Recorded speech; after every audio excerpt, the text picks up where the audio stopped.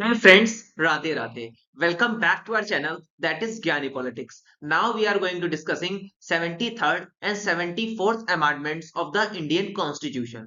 तो दोस्तों इस वीडियो के माध्यम से आज हम 73rd और 74th संशोधन जो हमारे संविधान में किया गया है उसके बारे में हम डिस्कस करेंगे।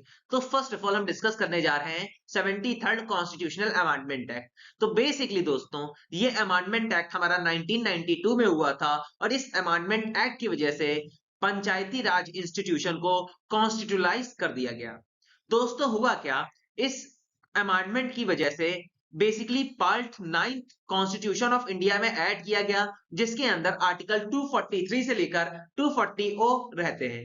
इसी के साथ साथ दोस्तों हमारे संविधान में 11 शेड्यूल लाया गया और इसमें बेसिकली 29 आइटम्स थे जिसमें पंचायती राज कैसे फंक्शंस करेगी उसको निर्धारित किया जाए। तो दोस्तों अब हम डिस्कस करेंगे हमारा 74th कॉन्स्टिट्यूशनल अमेंडमेंट एक्ट। तो बेसिकली जितनी भी हमारी अर्बन लोकल गवर्नमेंट थी उसको कॉन्स्टिट्यूलाइज कर दिया गया 74th कॉन्स्टिट्यूशनल अमेंडमेंट एक्ट के तहत। और उस टाइम इंडिया के अंदर पीवी नरसिम्हा राव जी की गवर्नमेंट चल रही थी और इस गवर्नमेंट के बाद 1 जून 1993 को ये इन्फोर्स कर दिया गया।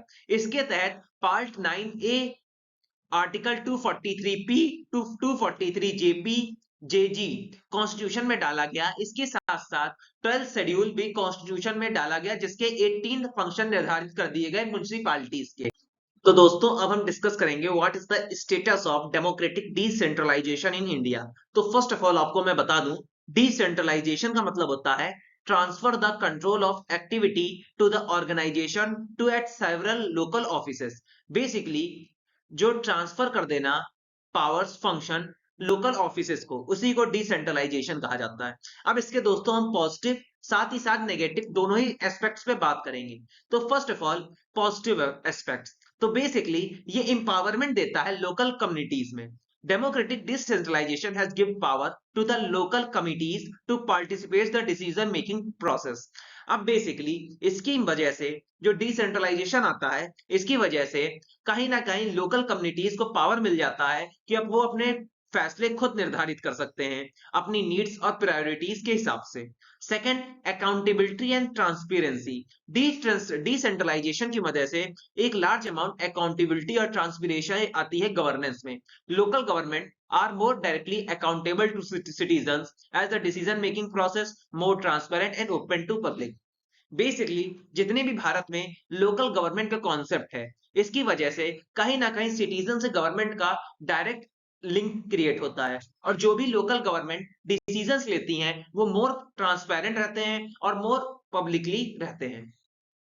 अब हम डिस्कस करेंगे दोस्तों challenges related to decentralization of India. अब बेसिकली डिसेंट्रलाइजेशन कर देते हैं तो उसके नेगेटिव एस्पेक्ट्स क्या हैं उसके बारे में हम डील करेंगे। तो पहला है यहाँ पे पावर और रिसोर्सेस का अनइवन डिस्ट्रीब्यूशन हो जाता है। बेसिकली कहीं ना कहीं डिसेंट्रलाइजेशन के लिए स्टेट्स और कई सारे रिलीजियस और रीजन्स ऑफ इंडिया में अनइवन डिस्ट्रीब्यूशन हो जाता है पावर्स का और रिसोर्सेस का। Some states and regions have been more successful in implementing decentralization while led to uneven development outcomes।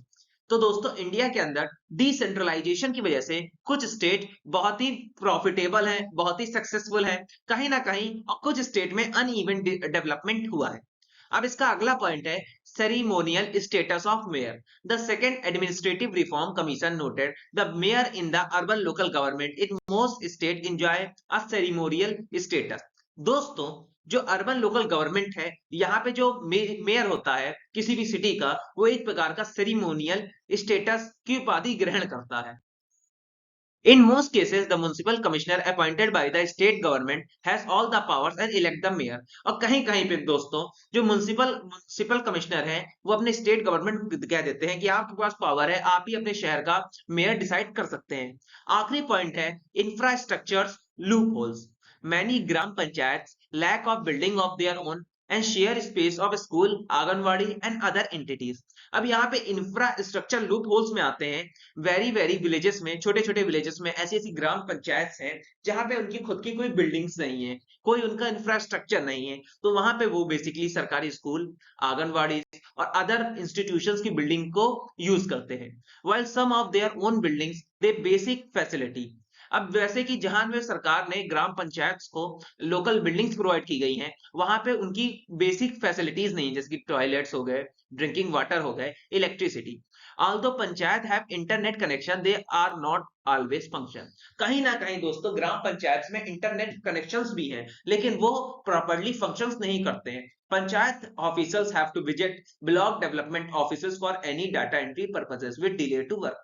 और यहां तक ये भी कहा गया है कि पंचायत ऑफिशियल्स को कोई दिक्कत आए तो ब्लॉक डेवलपमेंट ऑफिसेस में विजिट करना चाहिए, और कहीं भी वर्क डिले हो तो वो अब ब्लॉक डेवलपमेंट ऑफिस में शिकायत भी कर सकते हैं। तो दोस्तों यही था मेरा video regarding 73rd and 74th amendment act. अगर आपको टॉपिक पसंद आया हो तो लाइक, सब्सक्राइब, शेयर कीजिएगा एंड राधे राधे फ्रेंड्स।